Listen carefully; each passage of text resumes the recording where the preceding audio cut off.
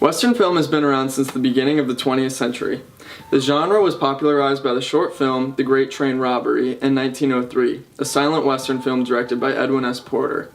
This heavily Americanized genre was started off in the silent era of film. In the 1930s, sound was introduced to film and the genre blasted off. In 1939, the movie Stagecoach was released and became an instant hit, making John Wayne the face of the modern cowboy. Studios churned out Western films up until the 70s, where the industry had backed itself into a repetitive corner. Until the mid-2000s, Westerns had become a cliché. Movies like Django Unchained, Hateful Eight, and True Grit revitalized the genre, creating a modern feel to a classic idea. Needless to say, Western films took place in the Wild West of America. These films were often shot on location, such as in Nevada, Arizona, and Utah. But some films were shot on Hollywood ranches and sets as well. In front of the camera could be anything from the rich, wide-open plains to the cold emptiness of a ghost town.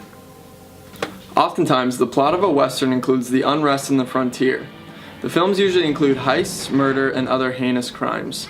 More specifically, the plot includes an individual whom throughout the film is trying to complete a personal quest, whether that be to murder a pack of villainous gang members or to save the girl. The conflict is oftentimes climaxed at two or more cowboys fighting to the death in a match of gunslinging. The typical Western movie characters were tough, gritty cowboys out on the frontier. Usually with good guys and bad guys, some films had a damsel in distress for a cowboy to save. The lighting is primarily natural lighting from the location in which the film is being shot. That being said, the lighting appears as high-key lighting from the sun in the sky.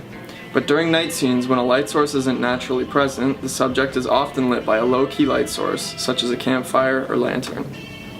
Western films tend to have long establishing shots, mainly to give the viewer a sense of the vastness of the setting, or the loneliness of a character.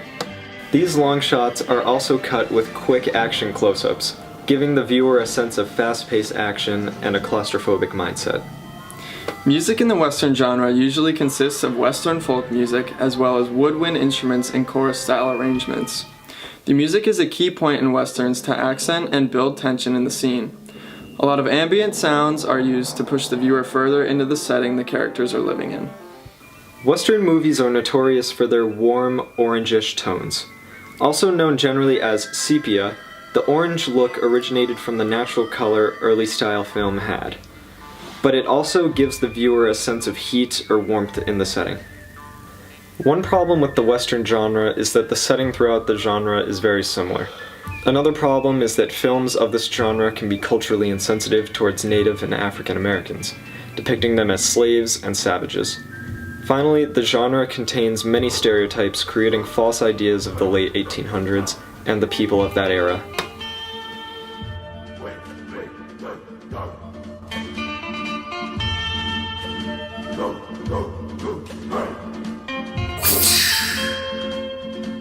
So we meet again under these same circumstances, Ford Explorer. So we meet again, Bango Slacks. I thought I told you what would happen the next time I saw you.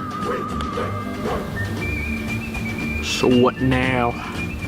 I think you know what's gonna happen.